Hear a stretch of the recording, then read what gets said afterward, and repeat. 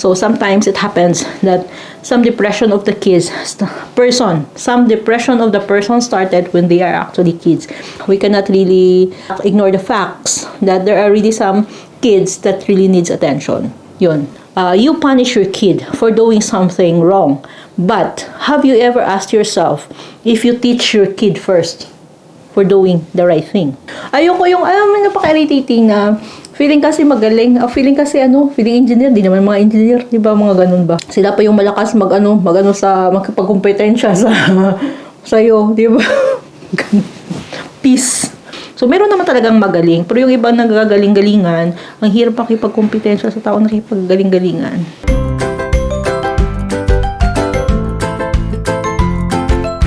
So, this is the lunch. Kagulang anak. Ito yung lunch natin. Chicken. Of course, yung maliit ay yung akin. Yung sa asawa ko yan.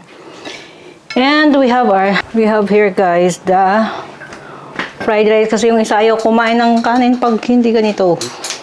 Kumakain naman. Pero parang ayaw niya. Arte ba? Arte. So, maarte. So, why do you want this fried rice? It tastes better. Taste. It's better and more tasty. It's tastier. So, yan. Ito yung salad natin. And we are going to use alio. This is from Lidl. Salsa alio. Now, with alio is garlic. What is garlic? Yan, garlic sauce. Ito yung lalagay natin dyan sa salad. Try natin.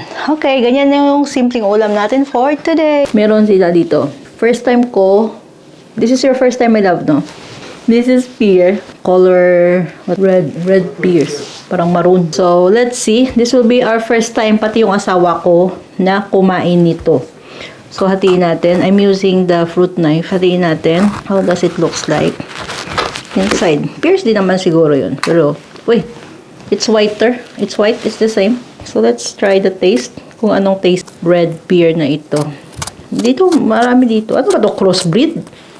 So, ganito talaga yung variety. Hindi naman ako agriculture engineering. So, I don't know anything about that. So, let's try the taste.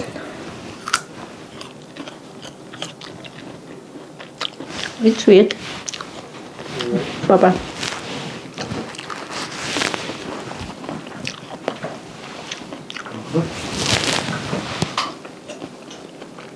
Typical pear salad. It tastes good. Not too sweet. It's okay, no? Not really because I'm not into, No, not mine. I don't like so much hard pears. I like more soft. Kaya yung galing kay Lola last time, pinapahinog ko yan dito. Before, Okay. Hindi niya din bet. Bumili lang ako kasi sabi ko, hindi pa ako nakatikim niyan. So, para hindi tayo magiging ignorant ba? So, okay.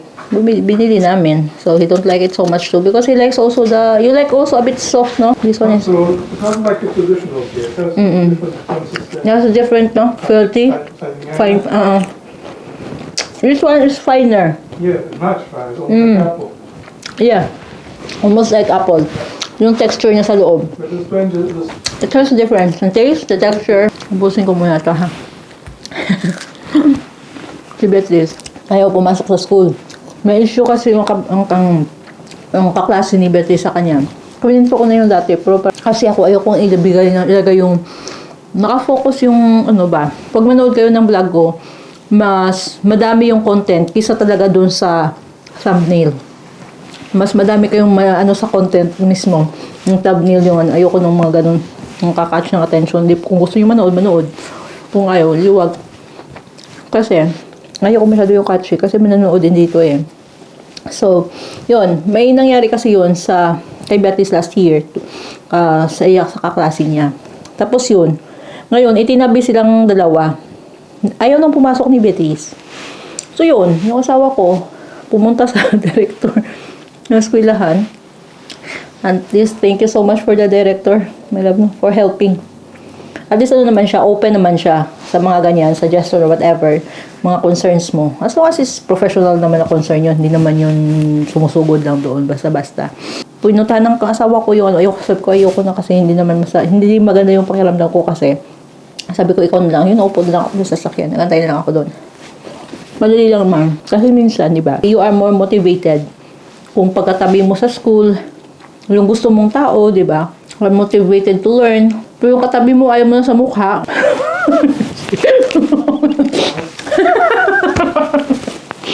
Matawa yung asawa ko. Kasi dati, meron akong company dati na pinasukan. Diyos ko, nagdadasal ako kasi ayoko sa mamukha ng mga kasama ko. Ayoko yung, alam mo, napaka-irritating na feeling kasi magaling. Feeling kasi feeling engineer. Di naman mga engineer, di ba? Mga ganun ba? Sila pa yung malakas magkipagkompetensya sa'yo, di ba? Peace. Peace to those people.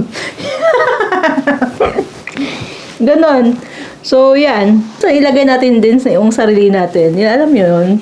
Pero hindi naman din nila kasalanan yun kasi yung management na nag-hire sa kanila. Kaso lang, syempre, yung pag may tao na na-allocate doon sa ganang posisyon, so, di ba, parang ang hirap magpagkompetensya kung hindi mo lang naman ka-level ng education. Sorry to say that, yes, but that is very important. Lalo na yung understanding, when it comes to understanding sa work, sabi nila, you don't need education, experience, no, it's not, especially in engineering. Kasi iba talaga yung understanding, kung naintindihan mo yung pinaka-basic. For example, may ginamit kayo, napunta na tayo sa engineering. For example, yung gagamitin mo yung ganito, iba yung alam mo na yung material na ganyan, ganyan yung maging effect or something like that. Alam mo yung ganun? Kasi kami sa engineering, may basic knowledge ka na sa materials, sa strength of materials, sa lahat, sa mga flexibility of materials, ganun ba? Malleability, di ba? Feeling, alam eh. So, ganyan, but that is true. So, minsan, mahirap makipagkumpetensya sa isang posisyon na hindi mo naman ka-level ng education. Really. Pero kung yung mga management naman, walang problema. Kahit wala silang pinag-aralan, bahala sa kami kasi meron naman talaga na magaling sa mga ganyan. Pero when it comes po sa mga posisyon, sa mga specific specialization, you need a specialized also course. Yung mga kurso na nababagay talaga doon, yun talaga dapat din. Ganun. Yun ang masasabi ko. So, yeah, I don't have any, naman doon sa mga tao.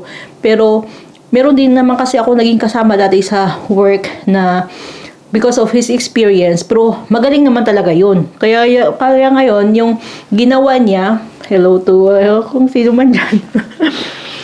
Yung profession niya, architect siya, binalikan niya, nag-resign siya as piping engineer, piping designer, nag-proceed siya talaga sa profession niya. Yun, nagkipagkontrata sa mga piping, nag-work siya sa piping, pero yung sideline niya outside is earning more than sa salary niya. Nag-resign siya kasi he is contracting naman ng mga designs ng mga bahay. So, he is registered architect. So, ginamit niya. So, at least, doon siya napunta. Pero magaling yun din sa piping. Kasama ko yun dati sa work din. So, meron naman talagang magaling. Pero yung ibang nagagaling-galingan, ang hirap makipagkompetensya sa tao nakipaggaling-galingan. Hindi naman close yung mind ko about that. Pero minsan talaga, meron talagang tao na ganun. So, yeah. Ba't napunta doon? Anyway, I will continue eating this one, So, ayan. So, ganyan lang muna. And later, I will ask Beatrice, how is she today in school? We will follow up kung kumusta naman yung kanyang araw na in-encourage ko lang yun. Sabi ko, sige, pupuntahan ko yung teacher mo bukas. Pero hindi ayoko makipag-usap na doon. Napapagod na ako. Napapagod na ako mag-educate sa mga tao.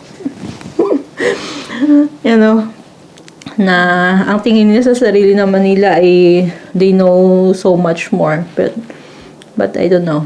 Hindi ko naman sinabi na I know so much more. But when it comes kasi sa mga you cannot say what you have here if you've not been out from your own country. You cannot be so proud what you have.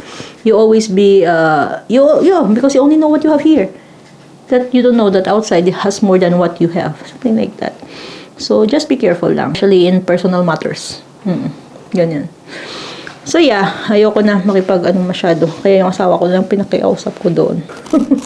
Naging maldita tuloy, ayaw na makipag-usap. Hindi naman sa magiging maldita. Basta minsan nakakapagod na din makipag di ba? Sa mga ganyan. Hindi mo naman matitwist yung nila eh. Hayaan mo na. Basta, ganyan. Pero at least, I'm very happy for the director. She's being so considerate. Palagi namin kausap ng asawa ko yun. She is being so considerate about our concerns about our daughter naman. Hindi lang naman, it's not only for Beatrice. It's for everyone naman. Applicable din yun. Sa mga ganyang mga, di ba? Because we cannot really ignore the facts that there are really some kids that really needs attention. Yun. That really needs some guidance. And tsaka, since hindi nila nakuha yan sa family nila, so, and like Beatrice, she has all the attentions, and she has all the love that she needs as a child. So, and support from us. So, hindi po lahat, not all the kids are lucky to have that because of their busy parents. May mga positive, negative naman sa buhay na minsan, I'm not working, but the positive way is I can guide my kid naman araw-araw. As in, I'm always with her. So, yun. Dahil sa ganyan, there are some parents that they cannot guide their kids because they're busy working for living. So, yeah. And those kids needs attention from the parents. So, that's why their attitude became like that. Sometimes, ang hirap.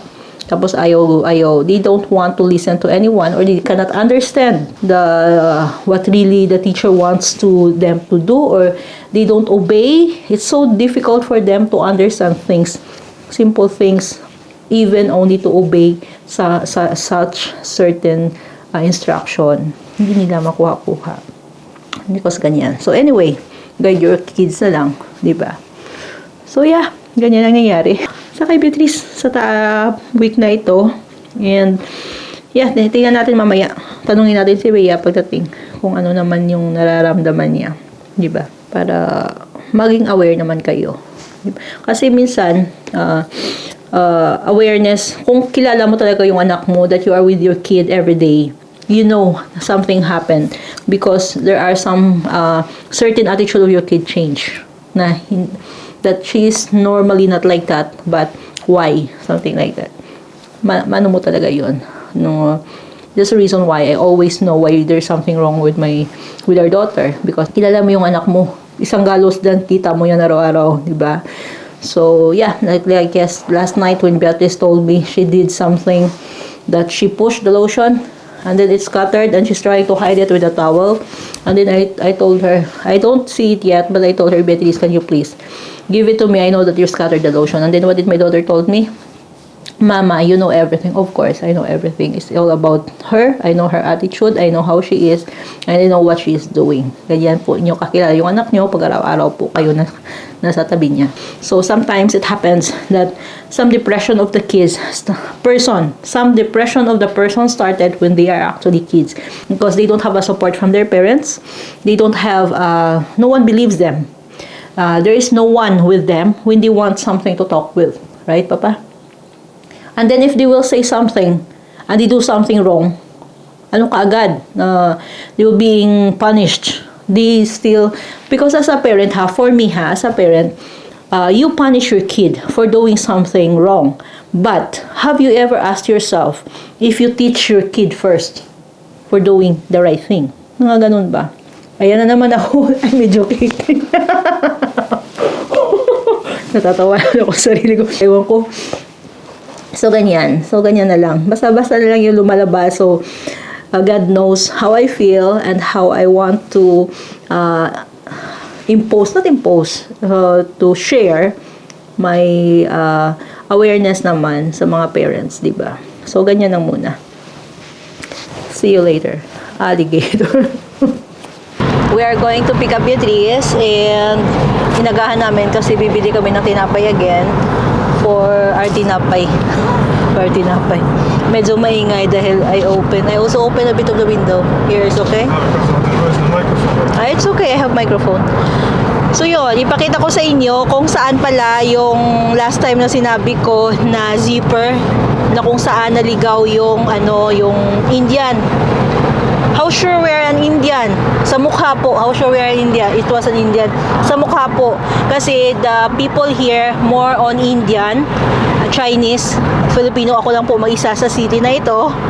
So, yeah, they are more on Indians and other nationalities like what is the other? It's different actually. I cannot, but it's different because they, yes, no, the small one like, but the Indians are taller, right? So here, dito po siya naligaw. Yan.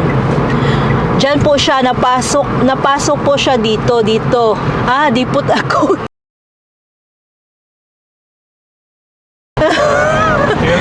So, at least they make a solution. But why is it they put cone for what? You can see that there's a division in the road. You should not mistake.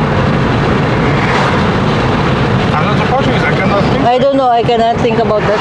Advertisements. Okay. I'm always so anxious here in the roundabout here too. Someone knocked the flowers down there. The car. So ganyan, o kagaya niya no, Indian yung mga nandun na naglalakad. Marami Indians dito sa lugar namin. And another one. So yan, dito tayo sa Lidl na nakarating na tayo. At least nakita nyo doon. Yeah, may cone na silang nilagay. Maybe that was their temporary solution. Hindi naman ako, I'm not complaining. Wait lang, may mic.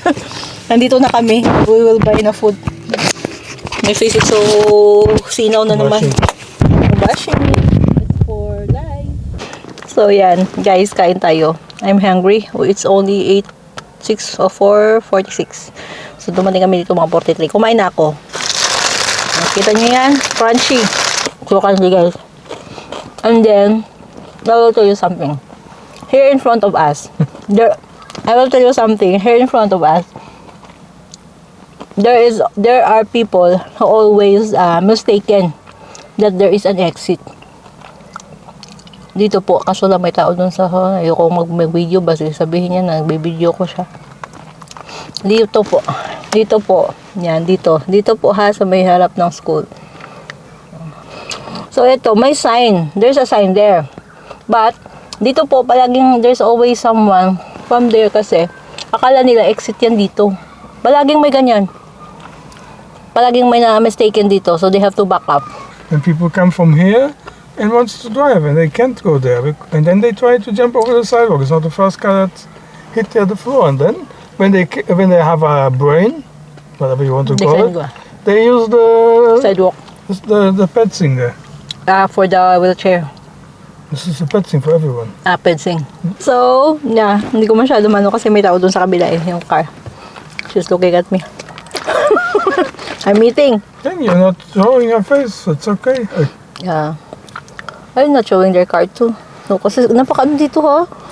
Human right. You can show your face. You only can show the license plate of the car.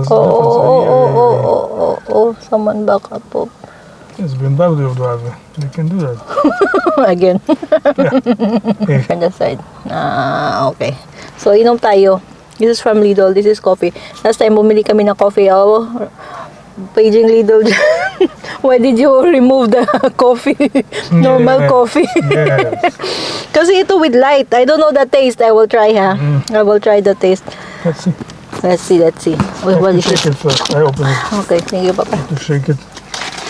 But if you don't shake it, then all the chocolate is in the bottom or something. It's chocolate. It's latte. All the milk is in the bottom. Ooh. Oh. Yeah. Sorry. No need to remove. Okay. Because this is, yes, they are really designed now. It's okay. It's okay. It's okay. Still okay. At least less. Maybe they don't want us to get fat, so they put it less sugar. They should put more the milk, but the milk makes fat. Masarap. Okay pa din, but it's a bit watery taste. Of course. But this is A, Papa. A. You felt accordingly. Alphabet. You will fart letter A. So yeah, it's okay pa din. Tapos with this with this bread, perfect. Oh. That Yeah. bread.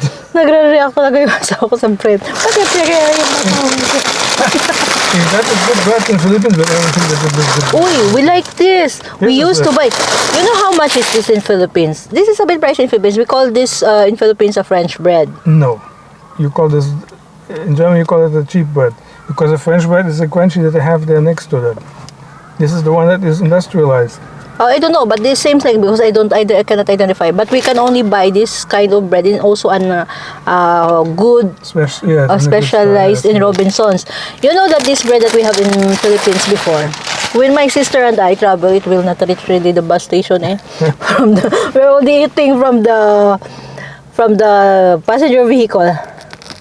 To the bus station. To the bus station. Is that 10-15 minutes? No, in Bacolod. We're not in Manila. In Bacolod. Now come on here. Mama will ask you something first. I want to ask you something. Okay. You don't make annoying, and he's not annoying with you anymore. Did the teacher talk with him? Stop making that. Did the teacher talk with him? Yeah. Yeah? Yeah. Ah, okay. Yeah. The teacher talked with him. Now he will not be my friend. Okay. Very good. So are you happy? Yeah? Are you happy with that? Yeah. Very good. Mama, what happened when you were silent? Like that. But are you okay today? What did you do today in school? Mama, it was naturally not hot in the afternoon. Yes, I know. Did you play outside? Yeah, and then I waved to the sun. Don't look at the sun because your I eyes look will- at the sun and wave. Don't look at the sun because don't look at the sun because it's painful. It will ruin your eyes, okay? Don't look at the sun, okay? What happened when you look at the sun and when you look out? It has a black spots, right? Yeah? No. So you look at the sun. No, I looked down. Okay, so mama, And then I waved to the sun. you wave to the sun. You're happy because the sun is out today? Yeah. Very good. But Mama, why the sky is too high? Mama, I tried to reach with the stick. I get away from it, but it was too high. Cool. I throw it in the air and then I check if it's too high. Yeah, it's very high. The sky is very high. It was almost to the sun. The sun, there, of course, is the universe. But Mama, the moon is in the solar system now. The moon is the, yeah, Is it our natural satellite? yes. That is our natural light at nighttime. It's the moon. But the morning star is what planet? More Is it Venus? Because all about Venus, that planet is also a morning star. Venus. Yeah. Venus, not Venus. You want to eat yours? Mama, please say Venus. There, your computer is working? Yeah. Oh, And then I can paint. you paint. I made something nice. Really? Well, it's interesting. Yeah, yeah, yeah. Mm. Yeah, yeah, yeah, yeah. So yan, bumili kami ng konting grocery namin. I'm so sleepy. Again, bumili ako ng green tea with sencha. So I think I will drink this. I will put the coffee inside. I will drink this tea. Tapos we bought this Palmera cacao. This is from Spain. This is good. Food from Spain is good. Now I know why Filipino foods are good. And we bought some banana. Yogurt para kay Betis. Pang ano niya. Dadalhin niya sa school. Tapos sabi ng asawa ko, masarap daw to. Ay, gusto ko naman to, yung crispy peanut coated. Pero wasabi, hindi ako sure sa wasabi. Hindi ko bet yung wasabi na taste. Hindi ko kinakain yun. Kumakain ako sa mga restaurant, yung wasabi na paste. Hindi ko ginagamit yun. I don't like it. Grabe, naantok ako palagi. Diyos ko, God. Kung hindi ako mataba, siguro sasabihin ko, buntis na ako. God. So, ayan. Continue ko to at kakain na kami. Ganyan. Thank you guys and see you next vlog. Please support my channel. Please like, subscribe, and turn on your notification bell para sa ating buhay dito sa Portugal.